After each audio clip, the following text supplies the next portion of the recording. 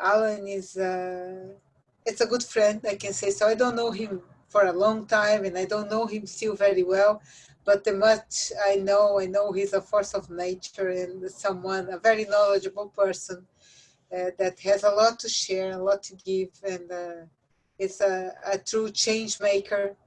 And I feel very honored to work together with Alan in several projects. So Alan has a PhD in stellar astrophysics, and he's a professor at Federal University of Rio Grande do Sul. He's also the director of the Astronomical Observatory of the university. He coordinates the Portuguese Language Office of Astronomy for Development in Brazil. I learned looking through this page that he's also the NAEC for Brazil. So he is the representative of the Office of Astronomy for Education, which we learned a lot about today. He works a lot in ethnic, racial topics, in topics related to gender equity and racial equity. He's a book writer, a dancer, an excellent host, knows good restaurants and take good care of a host when we are visiting him. So Alan, it's good to have you here. It's a pleasure to welcome you to this Global Hands-on universe.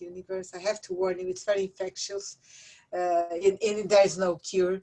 So welcome to this party, and thank you for agreeing to share the very interesting topic about inclusion that you are presenting to us. So the floor is yours. You can share your screen.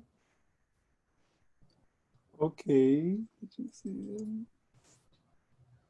Perfect. Perfect. Let's just a moment. Oops. Okay. Okay. So hi everyone. First of all, I'd like to thank Rosa for the introduction. I'm very happy to be here. Actually, I really appreciate the invitation that was extended to me to participate in this amazing conference. So I'm very happy to be here, and I really would like to thank you for this opportunity. So as you said, now I'm from Brazil. Brazil is a South American country. I'm located in the southern part of Brazil, in a state called Rio Grande do Sul, being Porto Alegre its main capital city. As you know, Brazil is a large city, Brazil is a large country, one of the largest ones, with approximately 212 million people.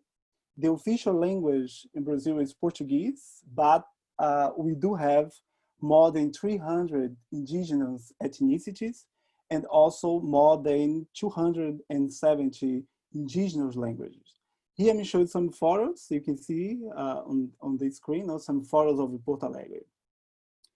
I'm also working here at the Institute of Physics that belongs to the Federal University of Rio Grande do Sul. This university was founded in 1934, and nowadays is one of Brazil's largest and highest rated university. We have around 40,000 students between undergrad and graduated students, more than 4,000 no-teaching staffs, and around 2,900 faculty members. So I have been working here for the last 6 years. Well, for didactical reasons, I divided this talk in 3 parts. In the first part, I'm going to give you a background information.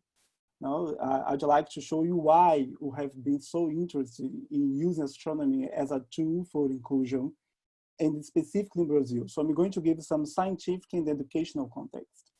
In the second part, I'm going to show you some of our projects. Of course, it's not all Brazilian projects. It's some projects I'm developing with some co-workers, Rosa included, here in Porto Alegre. So I'm not going to give you an overview about Brazil's, but specifically by my own work with some people that I'm working together in Porto Alegre, in Rio Grande do Sul, and the other parts of the country. And then in the end, I'm going to do some closing remarks.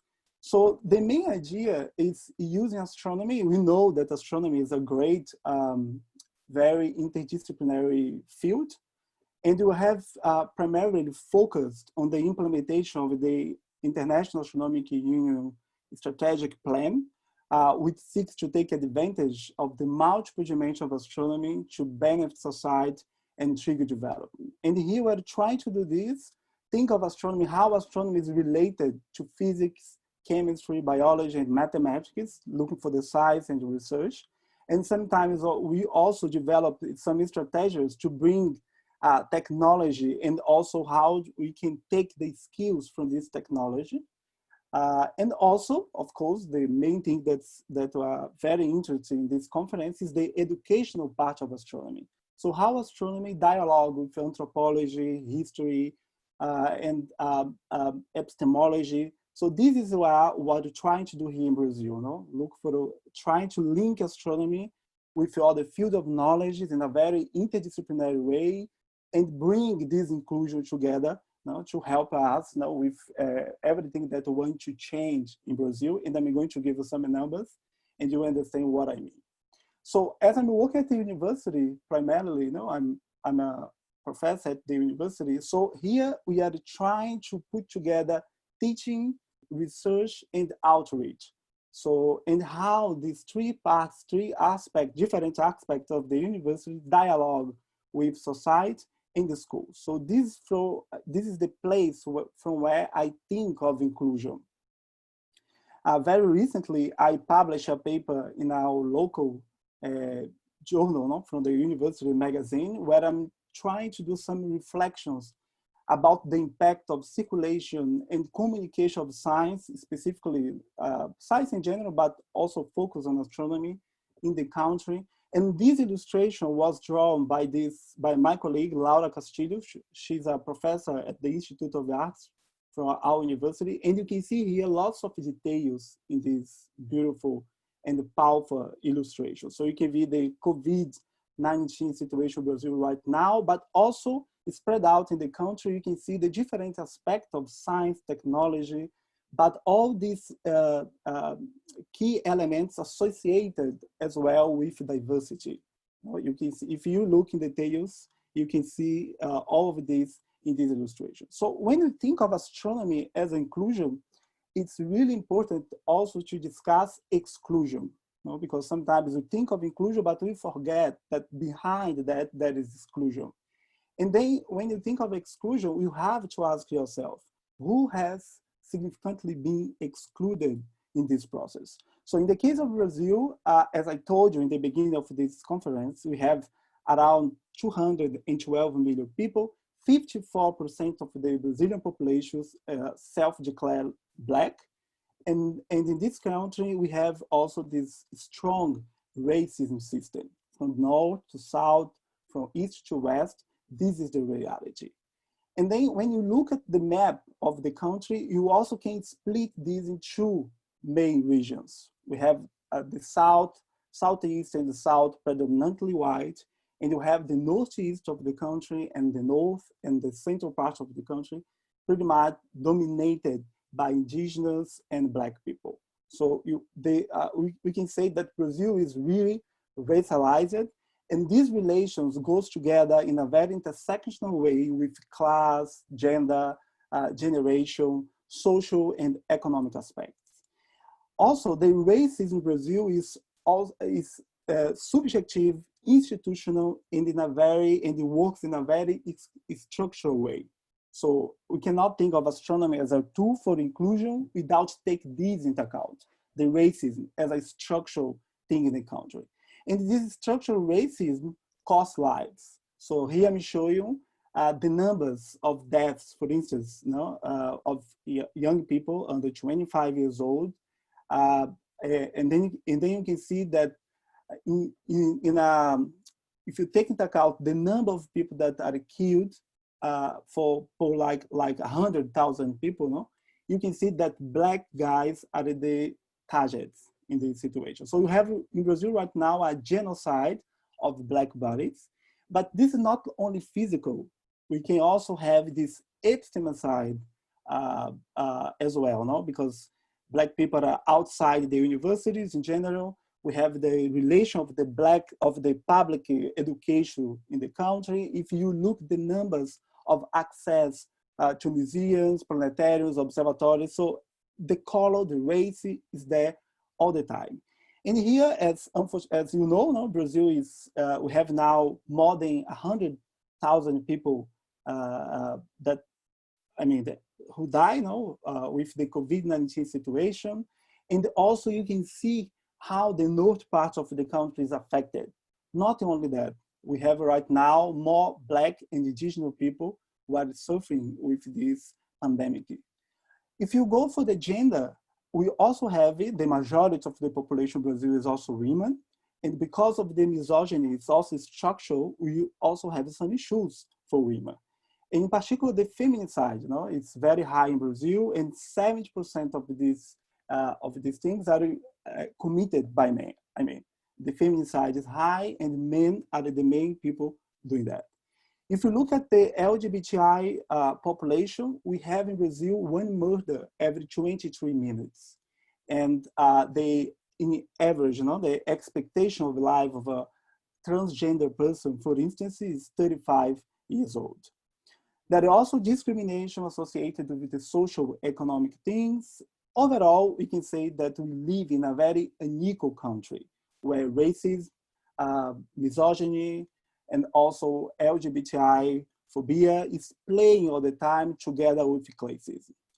And this is also a very strong image that I'm showing you. You can see this is a normal thing in Brazil. No? You see this geographically, like very well-off people living close by to extremely poor ones. So this is common, this is normal, and this also is part of this inclusion. Right?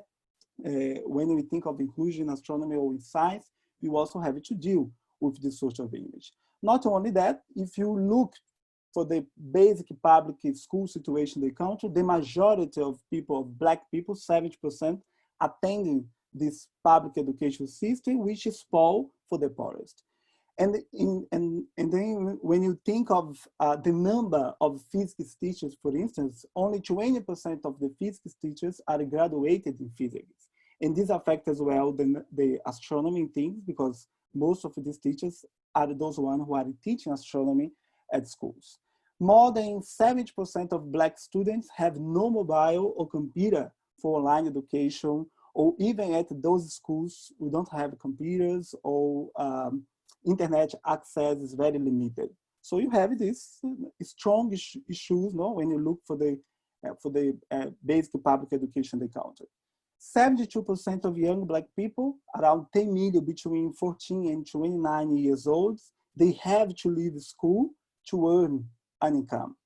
And approximately 10% of Black people older than 15 years old cannot read or write, so 4% among white people. And if you look at the proportion with the age, this proportion keeps the same between Black people older than 60 years old. So it means that we don't change this when you take into account the generations. So again, Brazil is racialized, southern part, north and northeast part, but not only that, this is also correlated with the number, for instance, of planetariums in the country. As you can see here, there is a concentration of planetariums in the south part, in the southeast part of Brazil, but you don't see this sort of equipment in the north or the northeast or in the central part. It also says to us that the access of the poorest people, the Black ones, are very limited to museums, observatories, planetariums that I interpret as like very important places for empowerment. So in the end, Brazil has been historically challenged, by social, economic, political, educational, scientific, and technological issues, where 3 big systems, the colonialism, the capitalism, and the patriarchy, are very important. So when you go to discuss astronomy as a tool for inclusion, at least in our project, we take that into account, and we think of the gender, how gender, race, ethnic, class, the generation, and the accessibility have to take into account. We want to develop projects to work about the situation of women, LGBTI people in science, in astronomy, Black people, quilombolas, indigenous, peripheral students, and adults and elderly people, because sometimes when you think of education, of communication of science, you are pretty much focused on young or children, and you forget about elderly people and also some adults. So we are also trying to develop some projects focused on this social audience. And accessibility, that is also a real problem. I also would like to share with you some important numbers to think about the physics and astronomy community and how this also says something about inclusion in Brazil. So we just published this paper very recently, where we show that, for instance, the Brazilian Physics Society is pretty much composed by men, 68%, white people, 61%, heterosexual, 88%, and 59% of the Brazilian physicist community is composed by people from the South and the Southeast. Again, do remember, Brazil is the majority of the population is women and also composed by Black people.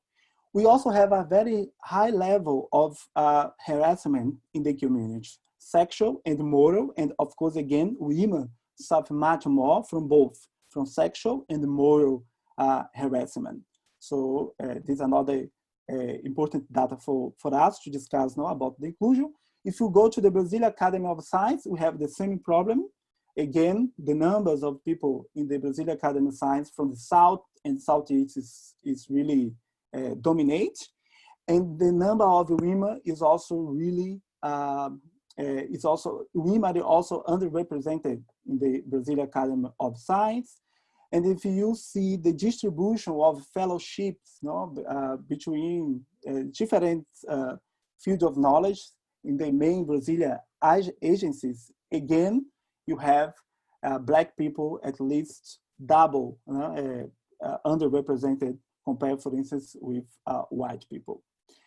90% of professors who work at Brazil's universities are also white. And if you look professors, those ones that who are working at postgraduate level, women and men, white women and men, dominated as well. So you don't have Black men or women, or at least you have, but in a very it's really underrepresented now, lower than 5%.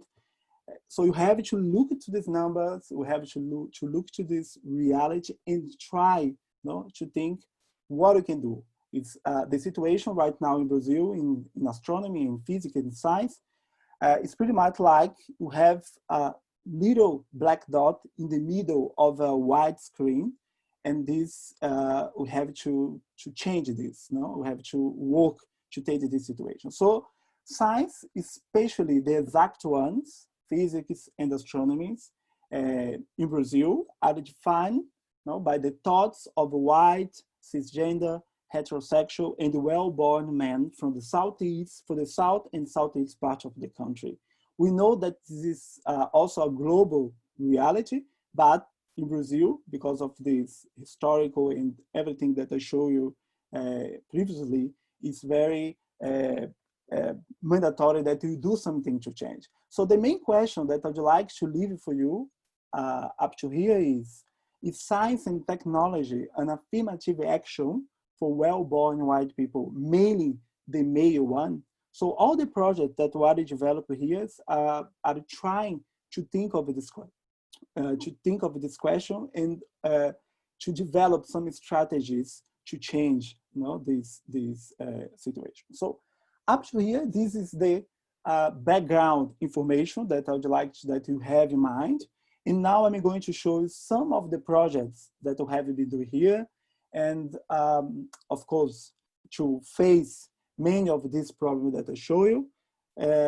Okay, so the main thing before showing the projects that also I'd like to highlight here is everything that we try to do because of this background situation is think of science, technology, and society, and how science, technology, society, and environment is related to history, to the epistemology itself, but also how everything is related to politics. Right now in Brazil, with the COVID-19 situation, we can see how the politics can affect directly the public policies, and the way that you deal, with inclusion, with equity, with diversity. So for us, this is also one of the important strategies that we bring into our projects. So for instance, at our university, we think, as I told you, teaching, research, and the outreach articulated. We have created some structural programs. One of these programs, the Observatory Educativo Itinerante, exists for 2 decades right now. Aventureiros do Universo, Meninas da Ciência, e Acotirene Quilombo Ciência, these are the main structural programs that we have. They have different goals. One of it is focused on the formation of teachers. Aventureiros do Universo is focused in the interaction with students from the public education system. Meninas da Ciência is trying to bring ideas, projects, hands-on projects to deal with the gender issues. And the Acotirene Quilombo Ciência is trying to think of the race, ethnic race relations, but all are articulated and to try to work together to think of solutions for all of this. Here me show some photos. You can see some faces, some people who are working with me directly in Porto Alegre, and other people who work in the Rio Grande do Sul or in Rio de Janeiro. These are the Brazilian people that I have been working closer. No? We have here Guilherme Federico, who also has been doing a fantastic job in Porto Alegre with the new planetarium. Virginia is on the right side. It's also part of the payload. Anyway, Elisandra Figueiredo in São Paulo, she has been doing an amazing project for inclusion based on the gender. Anyway, Daniela Pavani and Carolina Brito is in the main here. Daniela Pavani and Carolina, I cannot use the points, but okay. So with all this project, we all believe that the face-to-face technology is still very important. When you have so many issues related to access to technology, to the computers, to cell phones, internet, we do believe that face-to-face technology is still very important. We have done lots of interactions face-to-face. We are trying to develop the idea that astronomy and science happens as a process. It's not only like this positivist way, but trying to discuss science and astronomy as a process, and people are a part of this process. This is the main thing. The 2 places that we have been developing many of these projects is the observatory on the left side, the observatory of the university. This observatory is now 112 years old.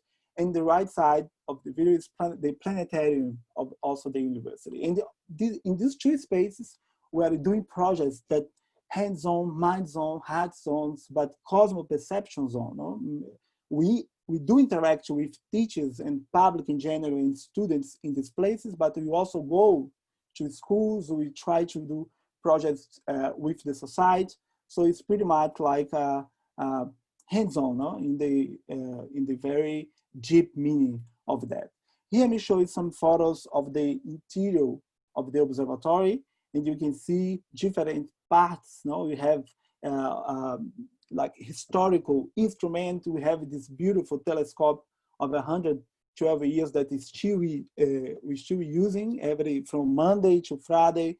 We have schools. We have public in general to discuss, to show the objects, the observing sky. But also the observatory is also a museum. So we do other projects exploring this part of the potential of the building.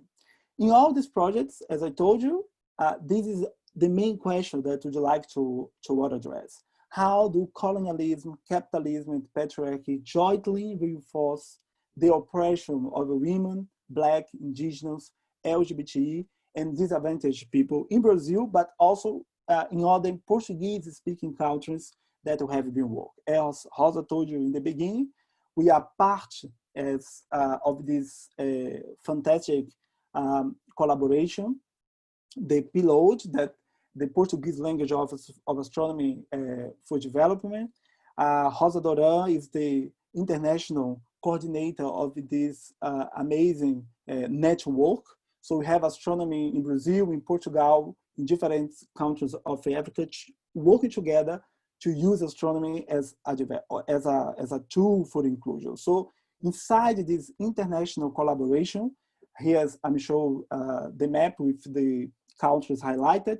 Inside this collaboration, we are doing this movement. And all our goals into the payload match the United Nations Sustainable Development Goals. In particular, when you take the education into account, we are developing many workshops using physics and astronomy subjects, not only the classical ones, but also trying to bring, especially in Brazil, that is a weak link, aspect of modern and contemporary physics and astronomy. We also work with the education using the patrimony, teaching trainings, where think of the curricular assessment, but in an inclusive way. Think of the role of the gender, how we can discuss about the history and the culture of African people or indigenous people. The observation of the sky is also there all the time, but again, not in a very technical way, but trying to discuss aspects of science as a process. Scientific literacy, we do a lot. We try to develop different results. I'm going to show some of them in a few minutes. And everything we try to do this more inclusive environment. So astronomy is part of the culture, no? Not only astronomy, but science as part of the culture. Here I'm showing some photos of these interactions with the training in intercultural dialogue with indigenous people, with quilombolas. And this project goes for many years now, not only, it's not only specifically one day, but you keep dialogue and trying to do the best way, you know, because this is really an intercultural dialogue. Here I show some photos of some of our interactions at the observatory with children or with young people, discuss aspects of physics, astronomy, gender, and I mean, how to become an astronomer. We do different sorts of workshops and exploring different aspects of science. Here I also would like to show, to mention about this project that just commenced, where myself and two colleagues of mine were developing a podcast to bring scientists and science communicators, LGBTI, Black, and indigenous. So we interview astronomers, physicists, and the other scientists from the exact field, no, to bring the science and how LGBTI or the gender, the race, and the ethnic things complement, and sometimes is a barrier for the career. Here I'm showing an example of how we have been working as well as with astronomy with elderly people. This was the first school that I organized a few years ago in Porto Alegre to deal with astronomy with elderly people, people from 60 years old until 92 years old. And you had an amazing 7 months, 145 attendees. And these people asked amazing questions about astronomy, about physics. They have the opportunity to go and observe and do little workshops, you know, that you organize. We have also some projects here focused on spatial education, specifically gifted children. We have some gifted children at public school. So you also develop some projects for those sorts of children. Again, in Brazil, the public schools are really public. So many of these people have a very difficult social and personal background. So in this social project, we work together with other people, no, to try to help and support these people as much as we can.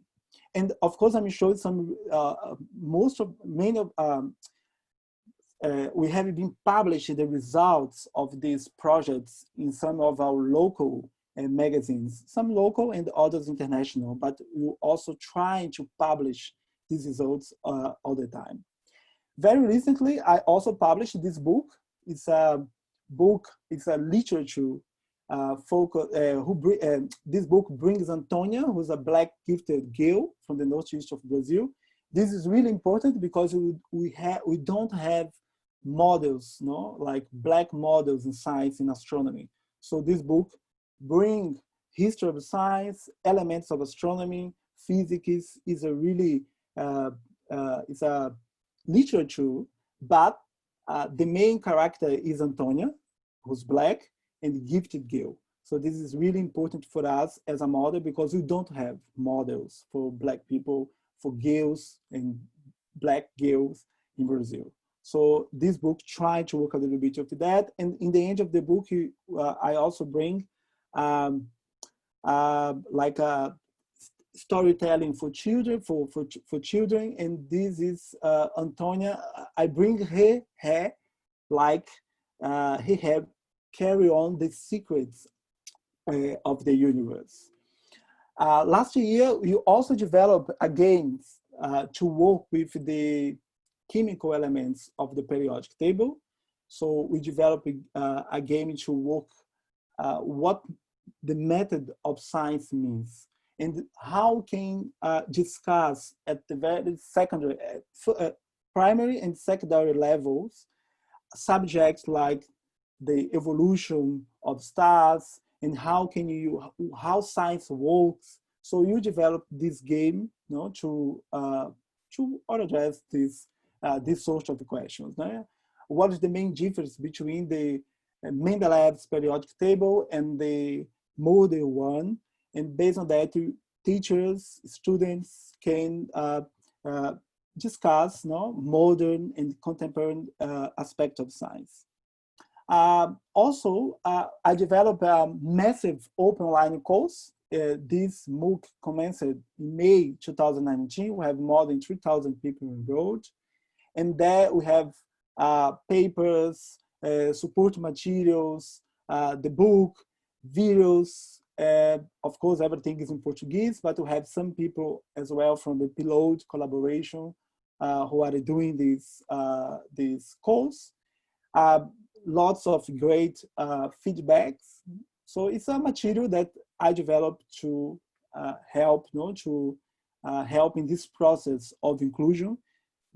Basically because we don't have many materials in the country, especially for teachers, no, at the basic schools, to develop aspect of modern physics or astrophysics. And also I published this book with a colleague of mine in 2019, again, bring the whole story about the origin of the chemical elements in the universe from the Big Bang up to the evolution and death of stars, but in a very didactic, and bring also elements of the history of science, astronomy, physics, chemistry, but worried about the gender, the ethical relation issues, you know, in this social subject. We also have been working with cultural astronomy, so bring to the classroom aspect of the indigenous and the contribution of African people to the cosmologies. And we use for that Google Map, Stellarium, some of the technologies, but not only that. We build together with students some materials, no, like Planispherium, to see the sky of these different civilizations. We also developed some games, and again, all of these have been published where we discuss the methodologies, how to evaluate it, I mean, everything that you try to, you know, to do when you do education and communication of science. We understand that's really important for us, as Brazil is a mix of different cultures, no? So we do need to learn more about these stories.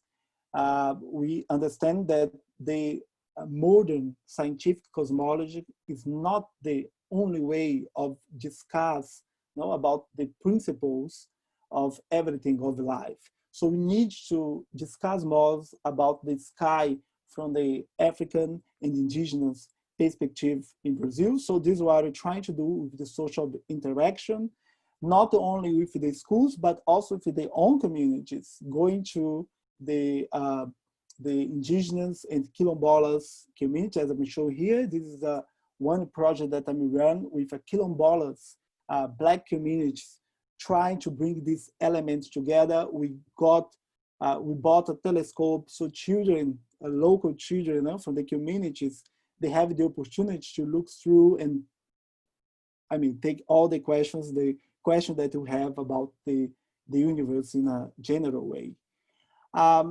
What else I can show? Here I'm showing other photos of some of this interaction with teenagers, where we bring aspect of chemistry, astronomy, and also communities' views, no, about the universe and how they process. And another important thing is, in this project, there is a tension, a racial tension between the local community, the Quilombo, and the school where some of these young and children goes, no, close to this community. There is some racial tension. So this project also worked to improve this social relation and how people can work together, respecting each other, no, and bring the potentials and bring together, I mean, different ways of different ways of strengthening, you know, the relationships.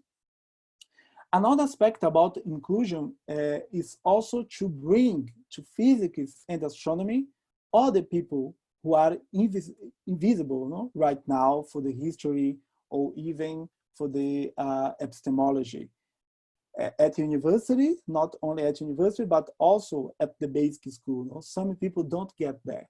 So we want to talk more about these people. Who are, where they are, what they do, you know, what happens to them, what sort of contribution they have been given to astronomy. So we're trying to tell these stories, publish their contribution, and bring these people to teachers and also for our own curricula at the university.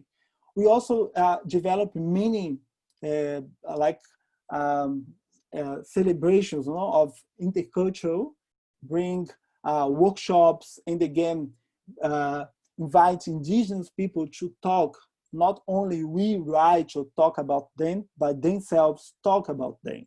We understand also this is very important when you go for an intercultural experience. So during these events, these people come and talk about their own way of living and how they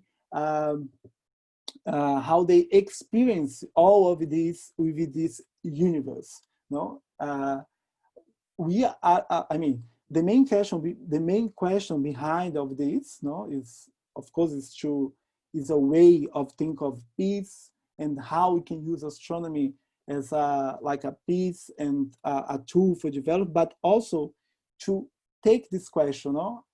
Are we all under one sky, and what that means? So this is very also philosophical and provocative question that we bring always in our projects, in our perspectives. So here I'm showing Daniela Pavani. This is the one of my collaborators in all of this project. And the left side over here with the white shirt is Guilherme Frederico, who's also, as I told you, as I mentioned before, he has been doing a great job in Rio Grande do Sul. Some photos of students. We are just working a Sunday. Behind, there is a mobile planetarium, and we work the whole day, talk to children and develop some workshops in an open day. You know, it was a university open day. More photos for some of these interactions at the observatory with children. One of these intercultural festival that we organize here. Some of the interactions with the society, with public in general, showing eclipses, supermoons, and all those things that people really get into as always.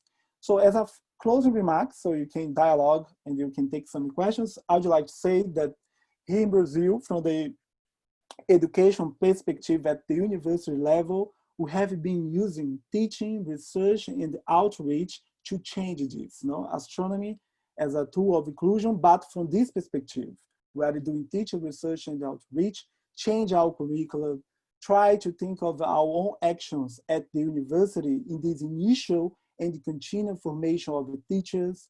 We also have some political movements into the Brazilian Physics Society, organized as a work group to think gender and race, because we think this is related. We have also participated in other committees to reflect about diversity, equity, and inclusion. All these projects, every year, we reach over 100,000 people. We take into account all these spaces where they're doing the project that we develop online or face-to-face.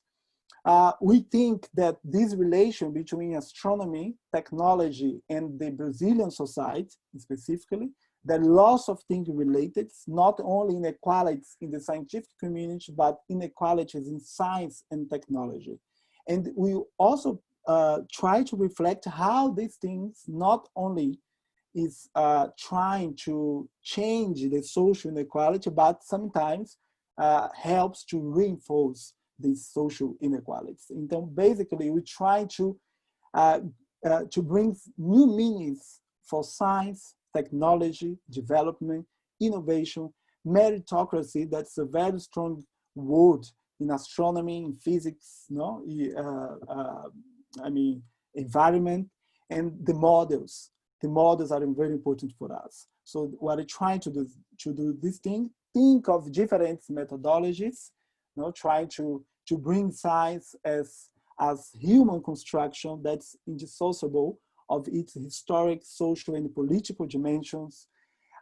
When you look for the social markers of the difference, we can see how astronomy works with subject and object, like part of this science communication or science education using this modern perspective of what science means.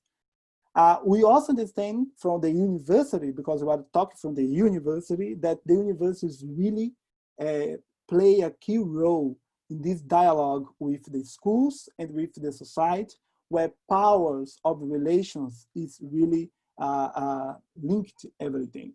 And to summarize, we try decolonize the thoughts, the way that we think everything.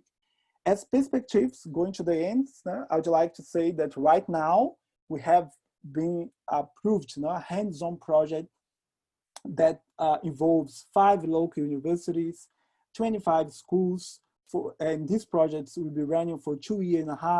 It starts in 2021, which should be started right now, but because of the pandemic, everything is delayed. But this project will be a massive hands-on project where astronomy is the main subject, but in a very interdisciplinary way, talking to literature, language, math, technologies, engineers. Is a really amazing project that we'll be developing in the next years. We have also the Zumbi Dandara dos Palmares project. This is a particular project focused on the racial equity for the public schools associated with Quilombola people. And also the Orumbia. This is a project that we are developing right now that involves the Office of Astronomy for Development. We just applied, but we are going to develop the project with Casa da Tiaciata. That's an important cultural center in Rio de Janeiro, and the universities here and the University in Rio, and the pilot collaboration. And to finish, I'd like to say and play a little bit with the word development, because in Portuguese, development means desenvolvimento. So for us, involvement, develop from the involvement perspective. So we have been using all the main goals of the United Nations Sustainable Development to think of our actions in Brazil, nationally, developing our local and national project, also into the international collaboration, because we think that if we have learned how to be racist, sexist, LGBT-phobic, misogynist, classist, and the others, we can learn, and astronomy is really important to help us with that. So thank you so much for that, and I'm happy to take questions. Round of applause. Alan, amazing. Thank you very much for your talk. I didn't expect less, of course, disruptive as always. We don't have any question in the Q&A. I know that the participants that are here for several hours. They're probably feeling like me. I'm very drowsy, like I need to sleep.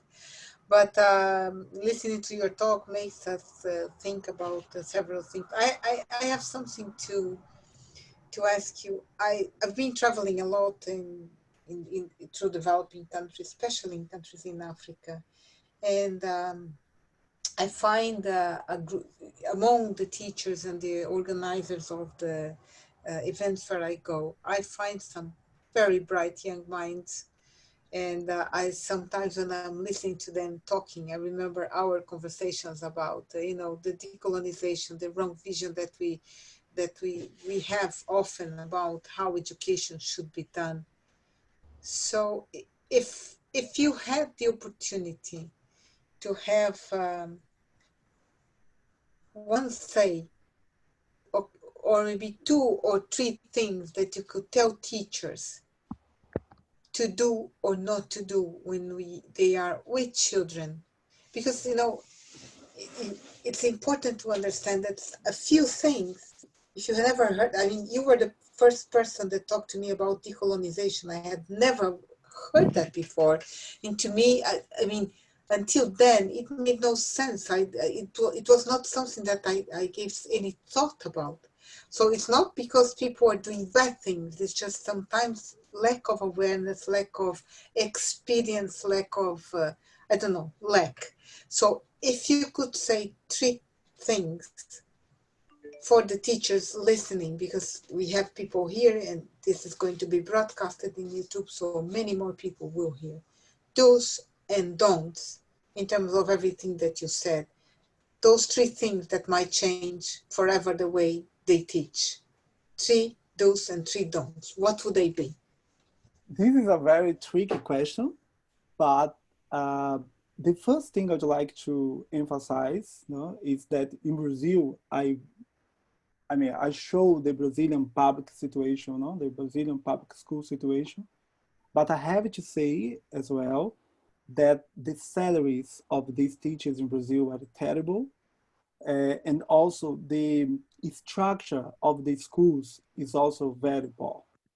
So take this into account, that the teachers, they don't have, the good ways of developing their own work. If I had now the power to change this, I would invest first in these schools, giving the teachers the best opportunity to develop their own career, their own lives. And I would like to give to the teachers better laboratory, physics laboratory. I mean, before that, I should give the teachers, to the schools, physics teachers. We don't have. When you think that you have just 20%, approximately 20% of the teachers in Brazil, they are graduating physics. This is really shocking when you think the size of the country. Well, I mean, anyway, this is just a parenthesis, going to the ratio, to the equity, the racial equity or the gender issues and the social things, I would like to say to the teachers what I'm saying right now to them. We are here to support you at the university, to help you with everything that you want and everything that you need. It's really important that we together build a new country, a less racist country, a less LGBT-phobic country, like a misogynist country. And I think not only the schools have a role on that, everyone, the whole society, But with the schools, I'm trying to work with these teachers in another type of education. And this another type of education is based on this thing. For me, we need to teach astronomy and physics, but together with gender education, race, anti-racist education, you know, and we need to bring, and to do that, we need to bring new people. We need to bring new epistemologies, new way of thinking, not the main things that are here available for us. We need to build this in a different way. You have to work different models. We cannot accept it that 30% of people, for instance, at the Brazilian physics society are women. And we sometimes naturalize that. Looks like that women don't go to physics or astronomy, or Black people never come to do physics or astronomy just because they want. So I would say that we together with the teachers, with the science communicators in planetariums, observatories, museums, we have to build another way of tell this science story. So this is one important thing to me when I think of inclusion, you know, in science. So science as a process, science as a human being construction. And in this sense, science as, we need diversity in science, especially in Brazil, that is the diversity here already, you know? So with diversity, you have innovation. So these are what we are trying to work right now in Brazil's education. Alan, this is a very good. Yeah, Carl, I finish here with Alan, then I pass the word back to you, okay? Just finishing my sharing. So, Alan, there's a very nice question here. It says, Hayan Khan say, how beautiful Mr. Alan united people of Brazil together is remarkable. Please tell a little bit about your journey and difficulties you want to highlight that you faced during your whole journey. I know you will love this one. Yes, thank you for the question. Wasn't easy at all, because I'm the first one of my family to get into the university. Was for generations. My mother, my father, and my grandmother's grandparents, the whole generation never had access to formal education. So I'm the first one in my family to go to the uni, the first one to get PhD and get a permanent position at the university. So I moved as well, because I came from the northeast of Brazil. I finished my undergrad and moved to São Paulo to complete my master, my PhD. I left the country. I spent 6 years and a half in Chile and in Australia, and then came back to Brazil in 2014. So this whole movement has a lot to do. And also, of course, the gender, the race, the class is also related to my own life. So it wasn't easy, has not been easy, I can tell you, because as I presented here, 90% of the professors at my 95 at my university in particular is 95% are white. We don't have many Black students at the uni, so you don't have models. We don't have, you know, many people like you to discuss.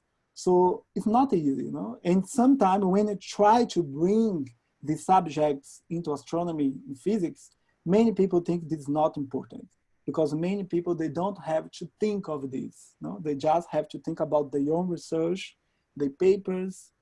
So it's not, for me in particular, has not been easy, but I'm here because you are also, as a Black person in Brazil, my ancestors, people who came before me, they have been resisting for the whole life. So we are here, and I'm having the opportunity from inside to open many doors, many windows, the unlocked ones. So I have this role.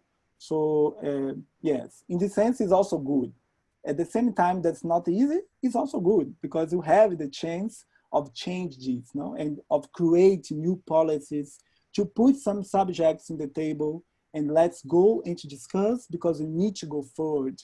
We have to change this situation these like centuries of oppression.